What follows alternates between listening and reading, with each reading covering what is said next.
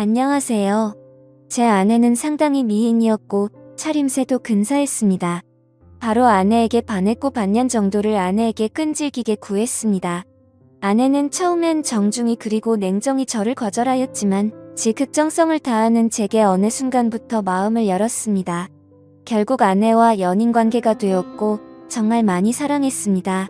처음엔 일방적이었지만 아내도 성실한 제 모습을 인정해 주었고 세상 부러울 것 없는 커플이 되었습니다.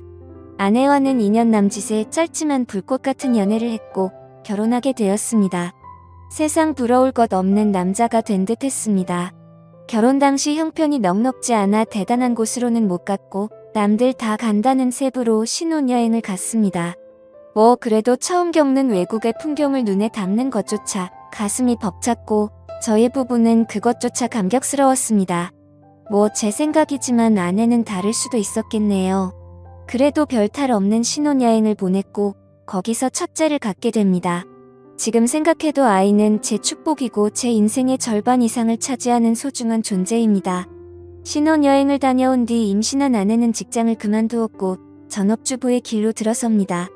활동적이고 사교적이었던 아내의 입장에서는 상당히 힘들었을 수도 있었겠네요. 무료하다는 이야기를 종종 했었으니까요.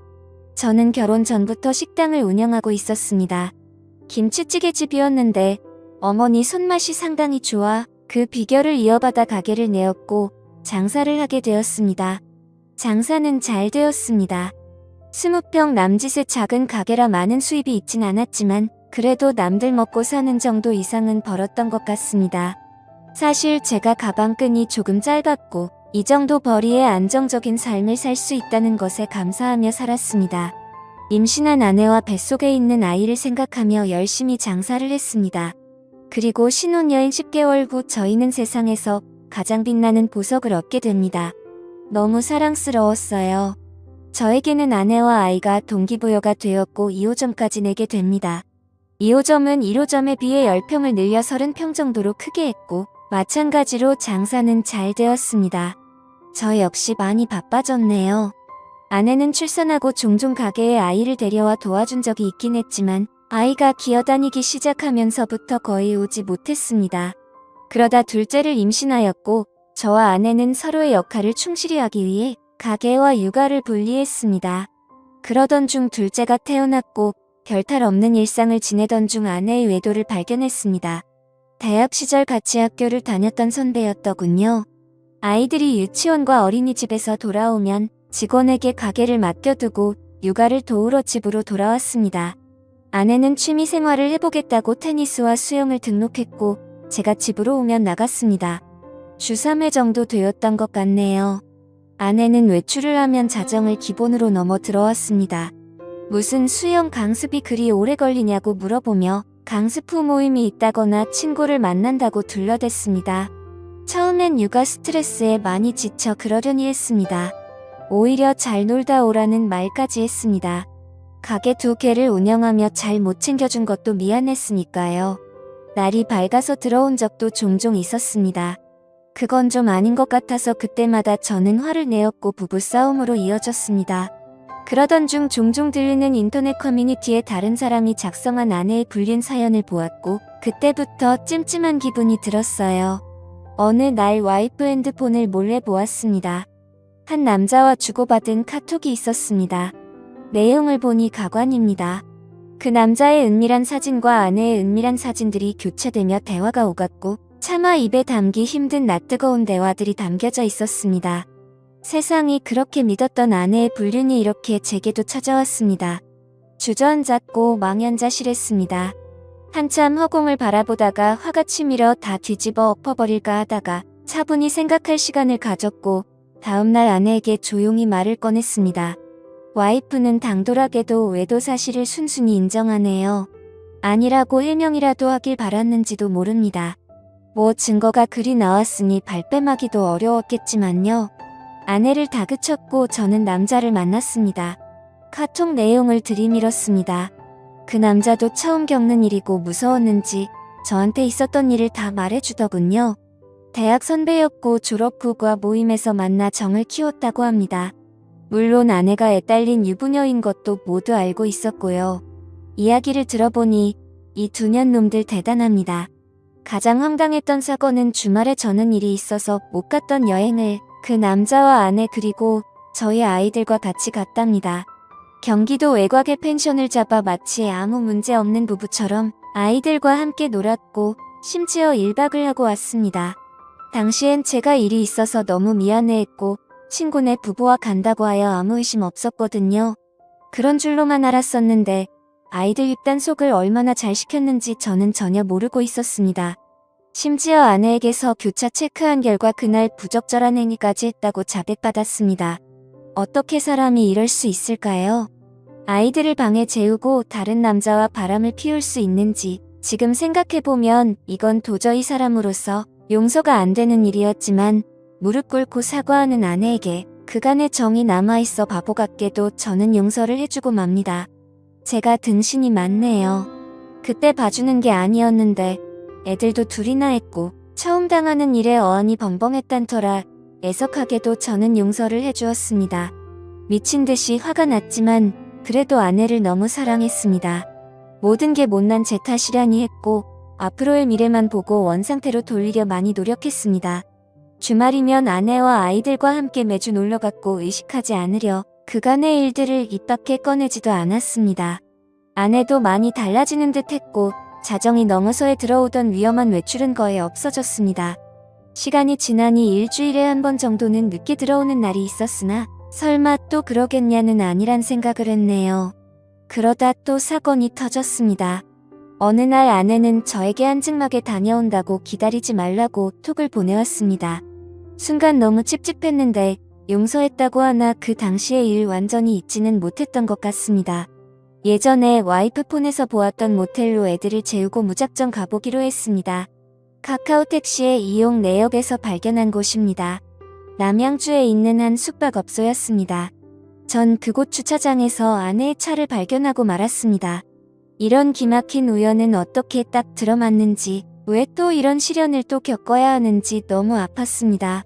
주차장에 나란히 세워져 있는 또 다른 차가 굉장히 의심스럽더군요.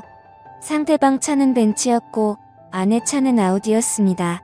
아내에게 차를 중고로 뽑아준 지 보름도 채 안 되었을 때 이 사건이 터져버린 것입니다. 나란히 그 두 대의 차를 핸드폰으로 찍어놨습니다. 그리고 와이프가 내려오길 기다렸습니다. 처음에 3층에서 한 남자가 내려오더군요. 그리고 엘리베이터가 다시 3층으로 올라가고 바로 와이프가 내려옵니다. 먼저 내려온 남자는 저만치 멀리 가서 담배를 태우고 있었고 3층에서 내려온 아내는 저를 보더니 황당해하더군요. 그 표정을 잊을 수 없습니다. 저는 바로 와이프를 추궁하기 시작했습니다. 왜 한증막을 간다던 사람이 여기 있냐? 누구랑 있었냐? 아내는 혼자 있었다라는 말만 하더군요. 말도 안 되는 억지였지만 아내는 이번에 걸리면 끝이라는 걸 알기에 딱 잘라댑니다. 아니 어떻게 혼자 모텔에 있을 수 있냐는 말에 이곳이 온천이 나와 여기로 왔답니다. 그때 멀찌감치 있던 3층에서 내려온 남자가 의심되어 그 남자에게 다가가 물어봤습니다. 그 남자는 아내를 전혀 모른다고 했습니다. 아내도 모르는 사람이라고 했습니다. 아내와 6년 살면서 처음으로 손찌검을 했습니다. 아내를 데리고 모텔 3층으로 올라갔습니다. 몇 호에 있었냐고 물어보니 대답을 안 해주더군요. 혼자 있었으면 몇 호에 있었는지 말해보라고 화를 내었고 끝까지 대답을 못하자 저는 1층 로비로 갔습니다. 사정을 얘기하고 마스터키를 받은 후 아내가 있던 방을 열어보았습니다. 역시 혼자 있었던 게 아니었습니다. 침대 이불이 이 사건을 말해주더군요. 그런데도 불구하고 끝까지 혼자 있었던 말에 전 화가 났습니다. 추후 알게 된 내용이지만 아내는 그냥 아는 오빠 동생 사이고 그곳에서는 서로 다른 방에 있었다고 말하고 있습니다.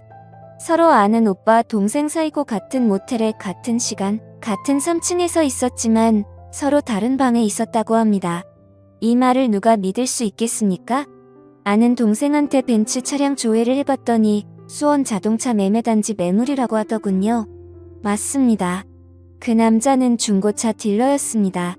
연락처도 알고 회사도 알고 그 남자에게 무작정 전화를 해보았습니다. 그 남자가 하는 말은 아내가 하는 말과 맞춘 듯이 똑같습니다. 아내는 아는 동생이고 본인은 다른 방에 있었다고 합니다. 온천하러 갔었다고요.